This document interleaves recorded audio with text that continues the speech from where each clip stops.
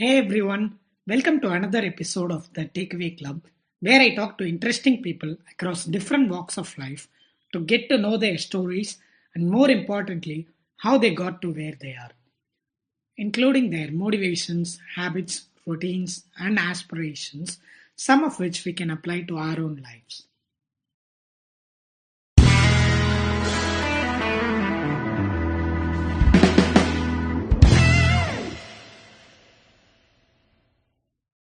Hey, before we get into the episode, a quick update. Along with the podcast, we now have a newsletter. It's called Beat the Blues, a bite sized curation every Monday with the most interesting and random content that I come across in the week prior. Earlier, I used to do this in an ad hoc manner, sharing an article, giving book recommendations to my friends.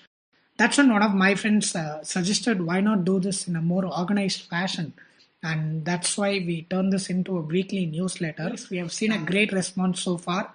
It's a small non-intrusive email every Monday with a bulletin of whatever content I am currently into. It could be the books I'm reading, the podcasts I'm learning from, tweet threads that I enjoyed, just a small boost to kickstart your week, and hence the name Beat the Blues. So if you're someone who enjoys insightful random content but don't have the time to sit through and do the dirty work of browsing to find them, you're going to love this. It's super easy. Just head over to thetakeaway.club and hit the subscribe button, and you'll get the very next one.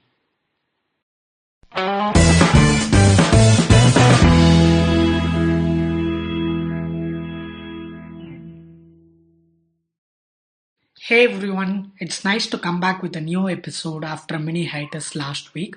In today's chat, we aim to cut through the noise and clutter surrounding the world of personal finance. Joining us is Ankit Chawla, who is a personal finance consultant by passion.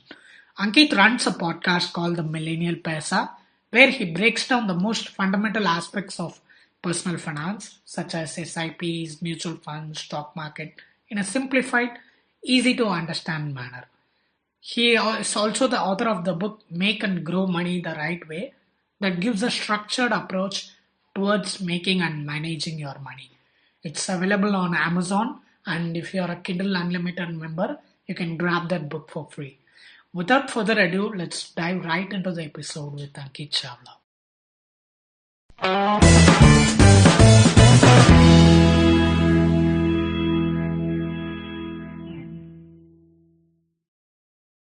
Hey Ankit, thanks for joining us, man.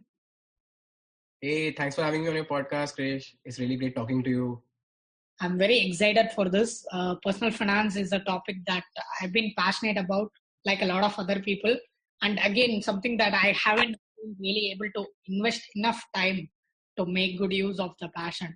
So I really believe that talking with someone like you who has been contributing so much for spreading the knowledge around personal finance for millennials, I think this could be a perfect bedrock for establishing my interests in a more serious manner as well.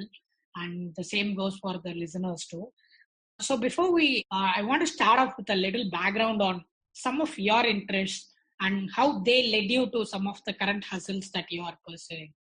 Yeah, definitely, Krish. So, just to give you a bit of a background of where this passion for personal finance started, I actually go back about 9 years. So, I was in high school at the time, and I didn't really care much about money management, finances, investments in general, because it's like almost every other high schooler in India and across the world. But what happened 9 years back in 2011 was that my grandfather was actually the one who sparked this idea in me. So what he did was he just encouraged me to start a recurring deposit in a government bank. So what a recurring deposit is that it's just a monthly payment, a specific amount of payment that you invest every month, and you get the principal back with interest after a whole year. So even back in the day, the interest rate on an RD was say about 9-10%, not much at the time. But what that RD actually taught me, the 1 year actually taught me, was that it gave me a lot of financial discipline. I was in school and I didn't really know much about money, how you make it, how you manage it. But I actually got a lot of skills on how to save as much as possible when other people around me were spending it a lot, was splurging it. So the financial discipline that that particular incident taught me was really crucial for my future interest in personal finance. So soon after that, I was keen about this world, and I started learning more and more about the world of personal finance, the world of investing money. So yeah, that was when I started really like practically investing. It was about 2013, 2014. And I've been learning about the markets ever since. It's been almost 9 years now. And I can say that now in 2020, I have dabbled in several instruments like equity, mutual funds, even debt, bank deposits, gold, real estate, and a lot of the other major investment instruments. And that has been not just that has been not just directly, that has also been indirectly through my family, through a lot of friends. I have gained experiences from their investments as well. And I just believe that experiences are the best way to learn about something. Sure, you can get a degree, sure you can take a course, a certificate on a certain topic, but I think trying to increase your experiences every month, every year, that should be your ultimate goal.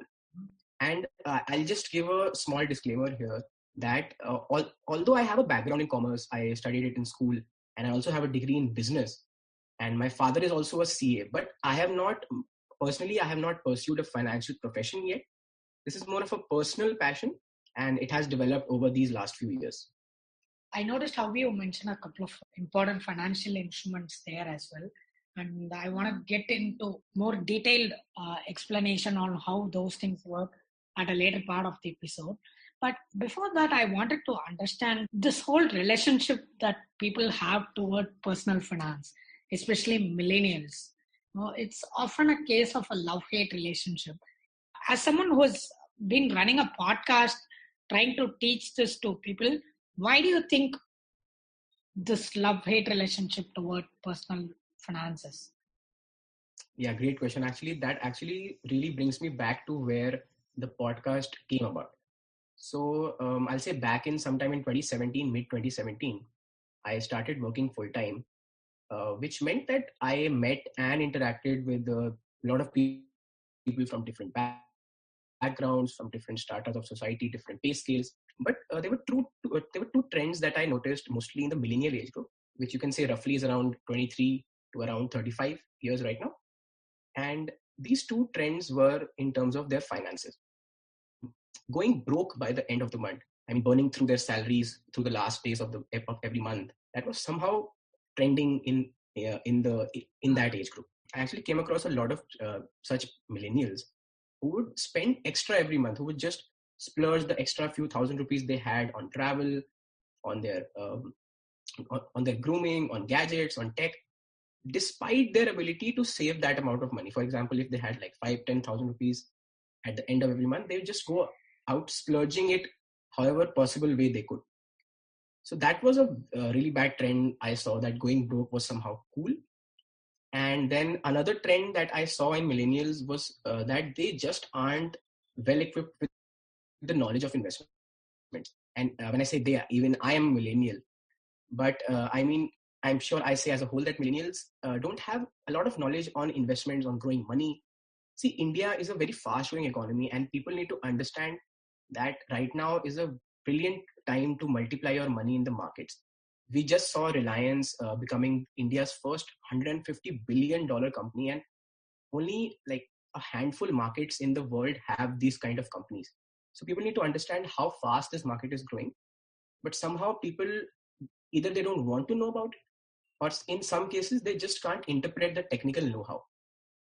So there's this entrepreneur, serial investor in India by the name of Kunal Shah. He runs Cred, the app, and he recently ran a poll on Twitter where he asked people if they would be interested if they earned 6 lakh rupees a month, or if they got a lump sum amount of 10 crore rupees and then nothing after that in their life. And you'll be amazed to know that I think more than 70% people clicked on 6 lakh rupees a month. So people in India are obsessed with getting a safe income net. And they just choose safety instead of thinking what they could do by growing money. So if you just take that 10 crores and if you just put it in a regular FD, you get what, 4 or 5% interest. And you're making 40-50 lakh rupees a year in interest. And the 10 crore is safe. So just imagine the possibility of investments, of growing money. And that hasn't really reached the Indian millennial audience yet. So I took some time out last year, 2019. I actually chalked out several personal finance topics that could be explained easier than what's generally available in the market. I thought I could remove some of the technicalities and give a lot of real life examples to help people achieve their finance goals and understand what it means to retire early, what it means to be financially independent. And I specifically thought that these topics didn't these topics didn't need to be too detailed in nature. I decided to make the explainers as concise as possible so that they don't get an excuse that it's too intimidating for us. If you see that my most of my explainers on my podcast, they are around the 10-minute mark. Mm-hmm. So it's really a one shot thing that if you have just 10 minutes free, you listen to it and you get a very good brief idea about what the personal finance topic is, and that actually creates the urge of interest in you and you really want to know more. That's the purpose of my podcast. So I want to cover two parts here in the course of the episode, basically. One that is related to how people handle their expenditure, right? And the other part, of course, salaries and how they should go about saving that money or investing, things like that. So let's start off with the expenditure part. Let's say for most millennials who are just 1 or 2 years into their job, there is almost this one guaranteed high value purchase. It could be a two-wheeler, an expensive laptop. These are typically like 3x or 4x the pay that they make in their first month. Do you have any recommendation or suggestions on how people should go about making these high value purchases? Would you do it in a lump sum manner, or would you go for an EMI, or do you pick a credit card?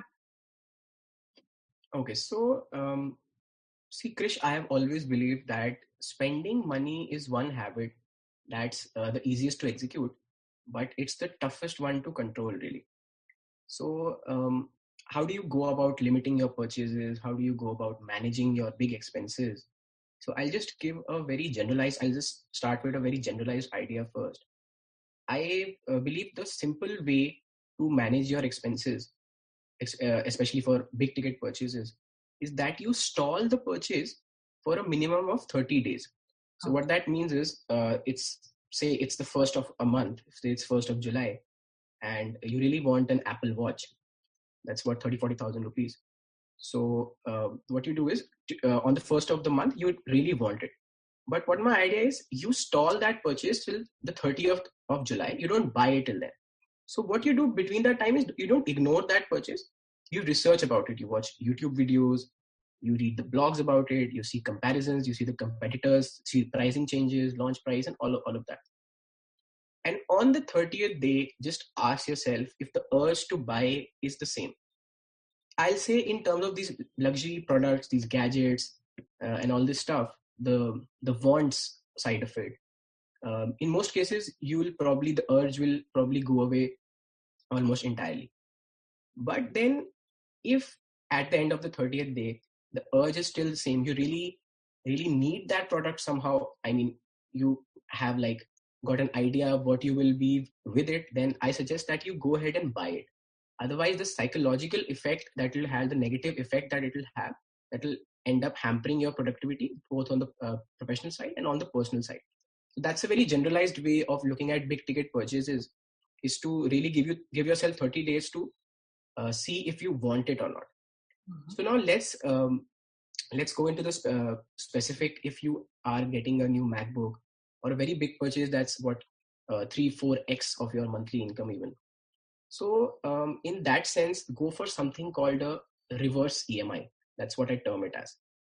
So instead of buying it on an EMI plan, instead of first buying it and then paying over like 12-18 months, instead think ahead. Start 6 to 8 months before your purchase and actually put out a specific amount of money out of your expenditure and just put it for say the MacBook fund or the iPhone fund.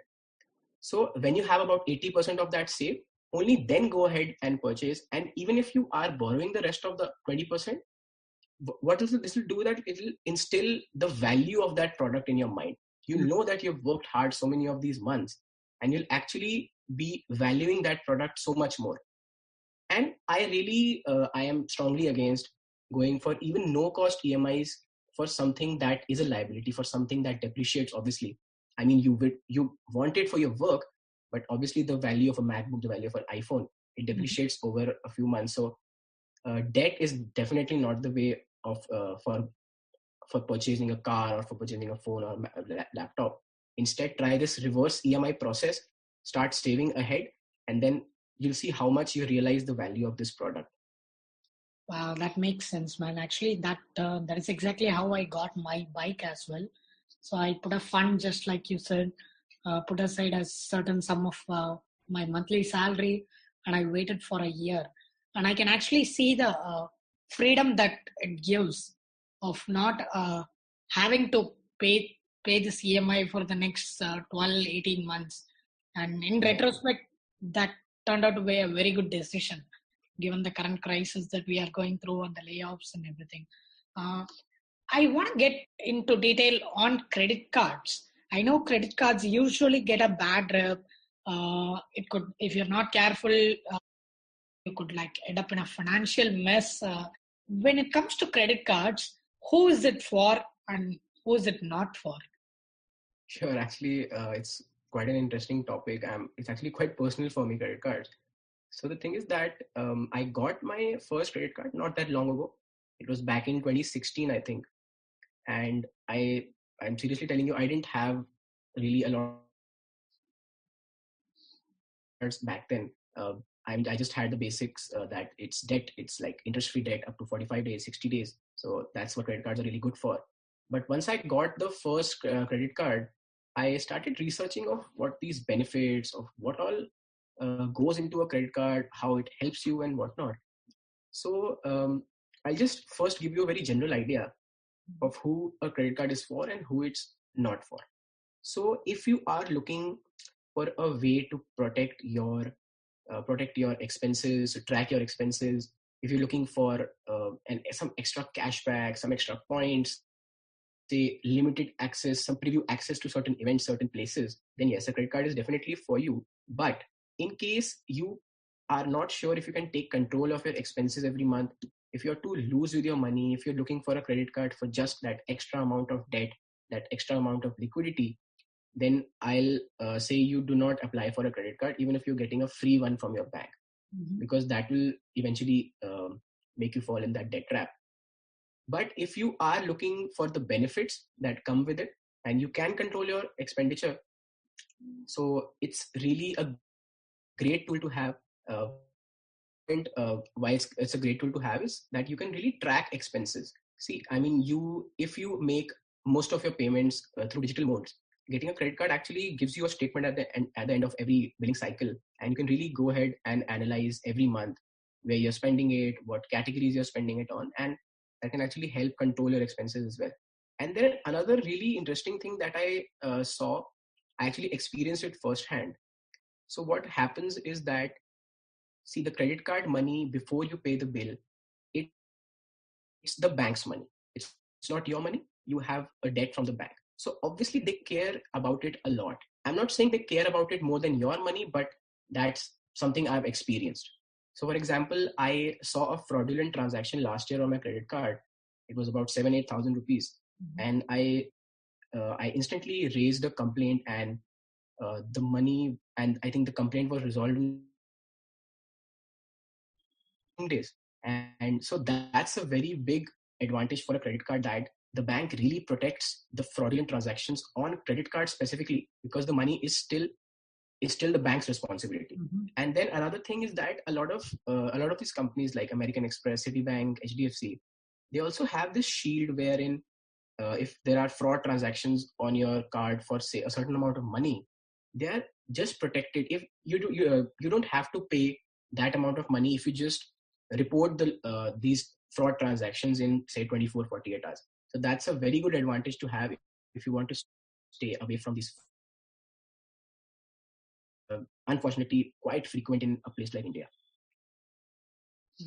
And so yeah, if someone is now interested in credit cards, I'll actually go through some types of credit cards. if that would be interesting. I actually also have a podcast episode up on my playlist, so you people can check that out. So if I delve into some types of credit cards, you could actually assign them into three categories. The first and the most basic category is entry level cards. So in this category, see, across almost every major bank in India, you can find all three of these categories that I'll mention. So these are just bank agnostic. You just have to see which category you really fit in, which one you want. So the first category is entry level cards. What these cards are, they are usually free. They are usually first year free or even lifetime free if you have a decent relationship with the bank. Get you a lot of cash back. So so some cards from these different banks, they have tie-ups with e-commerce platforms like Flipkart and Amazon, and they actually give you up to 5% cash back. See, it sounds very low. 5% is like not a big amount, but consider you buy a lakh rupee iPhone or even a 1.5 lakh rupee MacBook, and you'll be saving up to 7,500 rupees that will actually get credited back to your own account. And you could actually use that to buy some of these expensive accessories, and you won't really be getting this extra cashback if you are using a regular credit card or a regular debit card. So it's a good thing to have when it's a free card. So that's the entry level category. Then you have a mid level category. So that's also generally free or it's pretty cheap. It's like 500 or 1000 rupees a year. And apart from decent cashback on these e-commerce sites, these mid-level credit cards, they also offer you some sort of luxury access. For example, they could get you visits at the airport lounge when you go for your next trip. However, soon that might be in these times. And then probably might get some sell-on vouchers, some movie vouchers, so that sort of stuff. So that's with the mid-level category. And then the third category would be the high-end ones. So that's the HDFC Diners Black, the American Express Platinum. So these come with massive perks. They come with a lot of reward points, a lot of cashback, and they definitely are expensive. They start at 5,000 rupees a year. So these are some types of credit cards that people can actually access depending on their pay scales, depending on their needs, their demands, their expenditure. So, where do credit scores come in here? Sure. So, for those who don't know much about this topic, I'll just give a very brief explainer that credit score is actually an average, is actually a number that's assigned to almost every person in the market that's taking a loan, that's who's getting a credit card. So, what it does is that it sees how much you're lending, where you're lending from, how many credit cards do you have, how many loans do you have, are you paying back on time, are you paying back those EMIs on time, are you defaulting. So it takes all of these factors, all of these criteria, and it gives you a very generalized score that's in the range of 300 to 900. And generally, as a general rule of thumb, anything above 750 is a very good score in India. So that's a very healthy score for people who are taking loans. I had a conversation with Mayank from India Lends. They are actually a great authority on lending in India. And he said that if you ask any random person in the US on the streets whether they know their credit score and what goes into it, he said that 8 to 9 people out of 10 people will know their credit score. And he also said that if you compare that to an Indian street, if you go out on the streets and you ask someone, the likelihood that is that out of 10 people, only 3 to 4 people will know their credit score. I'm saying that's in the urban areas. It might be even less. So knowledge in India about credit scores is pretty low. I'll say that a lot of people in India don't even know that these small loans that they take on e-commerce, these no-cost EMIs that seem very harmless that they take on these e-commerce websites, these also affect your credit score. I'm not saying in a negative way or a positive way, but you should know that these impact your credit score. So you definitely need to keep track, because if you go ahead in your career and you want a home loan or a car loan, these things will impact your purchases later on. They will impact your interest rates. They will impact whether you will be accepted for the loan or not. So these lot of things will impact your decisions later on. Now, I'll just move to Kunal Shah of Cred. So Cred is a very fascinating app. For those who don't know, it's essentially right now it's like a credit card payment app, and you get some additional points that you can redeem for some sort of discounts, cashbacks on different things. But I've been hearing him a lot on podcasts, a lot on these interviews.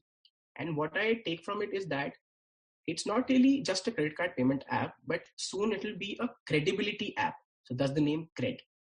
So what that means is that if you see, they accept only people who have a very good credit score, a very high credit score.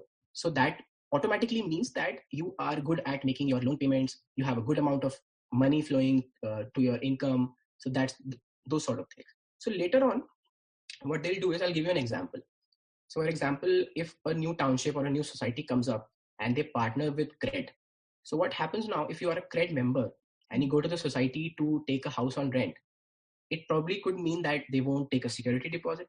It could mean that they won't take any income proof, any say ID proofs, or any or much verification. They'll just verify you as a Cred member, and they'll say this guy is a trusted person and he can rent this house without doing much of the due diligence. And that could actually extend to things like home loans. You could get them for cheaper. You could get them very fast because you're a Cred member. You could get access to some elite clubs. You could get some discounts that will be exclusive. So it's really an app that rewards those with a good debt etiquette, or someone with a good financial discipline in general. I want to get into the part of uh, active investing, if you will. So, I think one of the obvious and first choices here is an SIP. What is an SIP, and why is it like becoming the most important kind of investment that you make as a working professional? Okay, so see, an SIP, it's a systematic investment plan. So what an SIP really is, that it's a monthly investment into a mutual fund or any sort of fund of your own choice. So how an SIP helps is, I'll actually get into what a mutual fund and all these types of fund later on. I'll just first explain how an SIP helps you, any sort of SIP. So what it does is that it's a very good way to be financially organized. If you arrange your SIP around the time you get your monthly income, whether it could be salary, business income, whatever. If say your monthly salary is credited at the first of every month, and your SIP gets deducted on the second or third of every month, so it gives you a very good psychological effect that this amount is gone and it's invested, and only the rest of it can be spent by you. So it makes you very disciplined in terms of where you spend, how you spend your money. And SIP is really essential. I believe it's really essential for any working professional out there, because of two reasons actually. And these two C's, they are compounding and consistency. So compounding, it's generally the earlier you start in your career, the earlier you start saving, the earlier you start investing. Generally, the more money you have when you retire, say 50 at the age of 60. That's compounding. And then there is consistency, because SIP gets deducted every month or every, say, couple of months, whatever your choice is. I mean, except if you might skip a few months because of some financial crisis or something. But if you continue if you continue your SIP, you become very consistent in investing money, and your money shows those results for you. And you'll find endless videos explaining this benefit of consistency, where they invested what 5-10,000 a month and they ended up with lakhs, and even say a crore by the time of retirement, because that what consistency does for you. So now that you know what an SIP really helps you in, I'll get into what kind of SIP is a good option. So there's this thing called a mutual fund. I think everyone has a general idea that it's like a basket of stocks that these fund managers pick, and they invest your money. You just have to relax. In the category of mutual funds, I'll say the best way right now is through an index fund. Mm-hmm. So first we need to understand what an index is. See, I think everyone has heard about Sensex, which is an index, and Nifty, which is an index. So what these do is that consider it's the National Stock Exchange, which is India's biggest stock exchange, where we list all of these big companies that you see every day. So what a Nifty does is that it's a weighted average of the top 50 companies on the stock market. So what that means is that the Reliances, the TCS, HDFC Bank, HUL, and all of these big companies in India, Nifty takes a very good weighted average of top 50 companies. I think it's across all top sectors in India. You could say pharma, oil, FMCG, and everything. So it will be, obviously, if you think that India is a good growing economy, it has a lot of potential, you would want to invest in the future of these companies as a whole. I mean, that makes sense, obviously. And even have shown that this index grows a lot over the years, and it beats inflation, beats fixed deposits by a lot. So there's this thing called index funds. So what these index funds do is, they are mutual funds. Obviously, they pick a lot of stocks, but they don't have these expensive fund managers or these people who are manipulating the stock. They are changing the ratios every day. They just take those same stocks, take them in the same ratio. So that means if you invest in an index fund, you're really investing in the future of these top companies of India. Mm-hmm. So index fund is really a good way to go if you don't have a lot of knowledge in the stock market, and if you want to grow money at a decent rate. So index fund is a really good way to go. So I'll just give a simple example on how index funds work. See, I recently had a conversation with Ajinkya Kulkarni, who's an entrepreneur in the debt instrument field. So what he told me that back in 2007, investor Warren Buffett, he's probably the world's biggest investor right now, the stock market investor, he placed a bet with a hedge fund manager. You don't need to know what a hedge fund is. It's really like all these professional and sophisticated fund managers, like managing stocks every day. And he said that I place $1 million on the table, and I can bet that index funds, which are run automatically, which are run by the market, they will beat the returns of your hedge fund, which is managed every day. And sure enough, he won that $1 million, because in 2017, after 10 years, the returns from an index fund actually beat those of these expensive managed funds. So you don't really need to pay all these commissions, all these fees to this regular mutual fund companies. Instead, you can just go for an index fund, and it's available across banks, across brokers in India. So you won't have trouble finding them. And I think they are the best idea for passive investing. Just start an SIP, forget about it. Just keep checking a few months, and I'd say about 10-15 years down the line, you'll be thanking yourself that you got into this kind of a tool. So you have mutual funds that's sort of like the passive avenue for investing. But what about folks who want to get into stock market? How easy or difficult is it for an average office goer who cannot spend a lot of time into stock market as like the professionals do? So is that even possible? Like spending like 30 minutes a day learning about the basics of stock market and still make a good return on it? Okay, so if someone is interested in direct stock investing, yeah, obviously it's possible if you have even like 30-40 minutes a day. But I'll tell you the best way to go about it is, it's something called fundamental investing. Uh-huh. So what this means is that, see, there are like lakhs and crores of investors in India who are trading money every day in the market, and all of them have very different goals, very different ideas of things.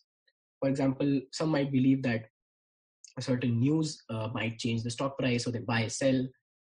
They believe that some technical charts, a lot of technicalities might go into it.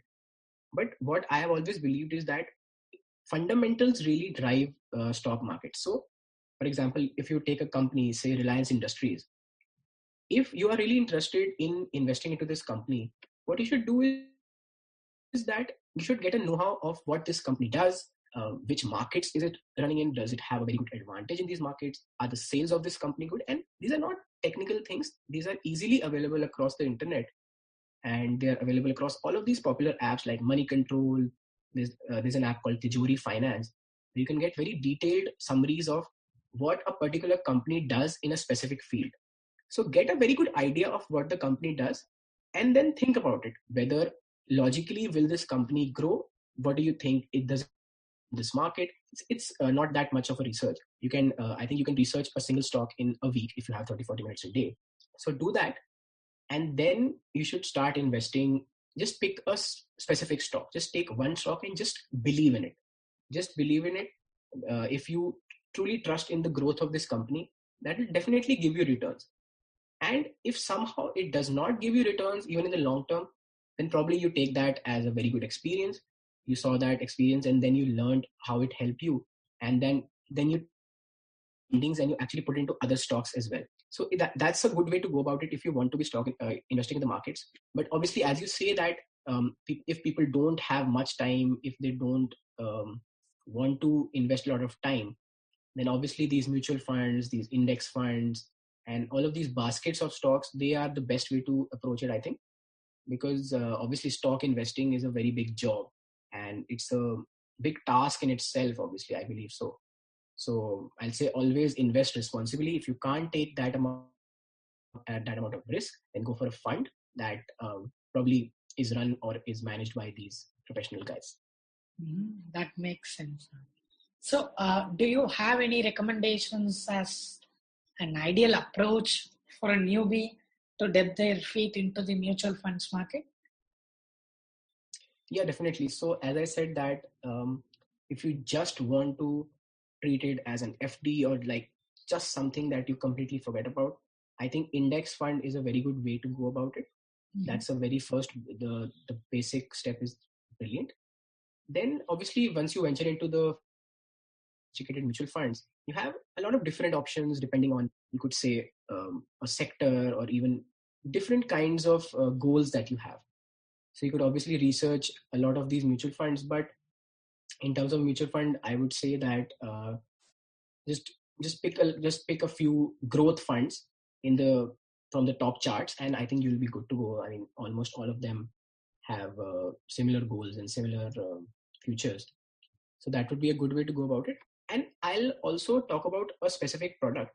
I mean, I won't recommend it, but if someone wants that little extra edge in in this market, there's a product called small case. So what this does is that they actually let you invest into ideas. So I'll give you an example. For example, if India is looking very positive in terms of infrastructure, in terms of development and road and buildings, so what this small case does is that it says it picks like a list of stocks, a list of companies that will benefit if India invests into development. For example, development companies, construction companies, cement companies, that sort of things. Obviously, it's logically you agree that they will grow. So what this does is it says you can invest in the idea of India's development the next few years, and it just picks the stocks for you, and you invest an amount of money. So that gives you a lot of freedom to see which kind of stocks, which kind of sector you can invest in, and that's a good tool to have if you really want to get that extra edge in terms of these mutual funds. Wow, that's sort of like reverse engineering the whole concept of investing. Exactly. And the biggest thing about it is that you can actually change these stocks and the ratios actually. So you have a lot of flexibility in terms of these. In terms of mutual funds, you can't really do anything. You just have to keep investing. In this sort of thing, you can also change the ratios and the stocks, but obviously keep sure that that you have a good amount of knowledge in the stock market as well. That's a disclaimer there. So yeah, I'll be adding that to the show notes as well, apart from the few other resources that you have mentioned so far. But if you can give a summary of some of your favorite resources, like books, blog posts, that people should check out before they start to invest. Yeah, definitely. So I think first off, just start with the Bible of Indian market, which is money control. Obviously, Uh-huh. it's like an A to Z guide about everything that you need to know about financial markets, stock markets, prices, historical charts, everything. So it has like almost everything out there. So that's where you can start. If you are interested in personal finance, you need to dig in more. There's this podcast that I've been listening to for the past couple of years. It's called Paisa Vaisa. And what it does is that they bring on these different products, these different services every other week. And they really explore every aspect of this world of finance. So if you are keen about it, you can start with the basics. They have a lot of different topics for different backgrounds, different age groups, different kinds of advanced levels of knowledge. So that's a good podcast to start with. Then if you are researching stocks, mutual funds, and all sorts of things. So I would say, I also mentioned it previously, that there's a site called Tijori Finance. Does it is that it segregates a specific company, and it tells you everything that you need to know about it. What markets it's in, how much share does it have there, what profit it made, how much sales do they have. I think almost it's a very exhaustive list of features that a specific company has. So if you want to get really deep into a company, the fundamentals of a company, the Tijori Finance is a good resource. And yeah, I would just say that the best way is obviously to keep experiencing, keep learning, keep watching how these stock markets function over 6 months, over 12 months. Pick a few stocks. I would say it's a very good exercise. Pick a few stocks. Don't invest in them. Just make an Excel sheet. Pick a few stocks that you think you really believe in. Just write down their market prices, and then just keep tracking them every few weeks, every few months, and see if they do actually grow. And that will actually instill a lot of confidence in you that what you think is actually happening in the market. So that's a good way to start off. That's a good exercise to start off. So I think these are the few resources, and that's how you go about in the journey of personal finance. And I actually wrote a book during this lockdown. It's called Make and Grow Money the Right Way, and it's up on Amazon Kindle right now. It's, I think, across all Amazon platforms in the world. Wow, Where I Yeah, so where I actually, it's what it really is. It's a structured approach to understanding, making, saving, investing, and even spending money. So I give you like this breakdown of these ways of doing everything. So I think if someone is interested in starting out, I would recommend that. So yeah, these are the resources and things. someone. And thank you, Ankit. This was an absolute pleasure. And personally, I have learned a lot of new things about investing and even the basics. You gave a very interesting and a refreshing perspective on how people should approach these things. So, before we close, where can listeners find your works? Or I know you mentioned about the book, and of course, you have your podcast. So, what is the best place for people to check out your works or reach out to you for any follow up on personal finance from this episode? Sure. So as I mentioned, I have this book on Amazon, so that's where you can get started. And then I also have the podcast. It's called Millennial Paisa, and it's up on all of these major streaming platforms. It's on JioSaavn, Spotify, Ghana, these podcast apps from Apple and Google. It's on hubhopper.com. So people can check that out. You can just probably just Google Millennial Paisa, and I'm sure you'll find it. And people can reach me. Actually, I am on Twitter. That's I'm at average spy. It's AVERAGESPY. So people can just DM me or just tweet to me there. So yeah, they can just contact me, and I can probably help them in any personal finance problems or queries that they might have.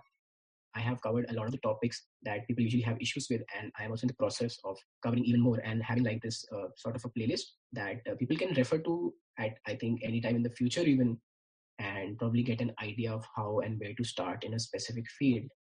And I think that this is not just a podcast that I started. I think it's part of a bigger idea that I want to make.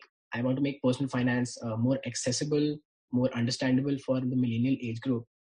Book or probably safe YouTube videos in the future, probably online classes if that's something people might be interested in. I mean, I'm open to anything as far as it helps you be more accessible to this world of personal finance. Oh, that's wonderful, man. And I wish you all the best in that journey. And thank you for taking your time to explain the nuances of the personal finance world. Thanks for having me, Krish. Thanks for having me.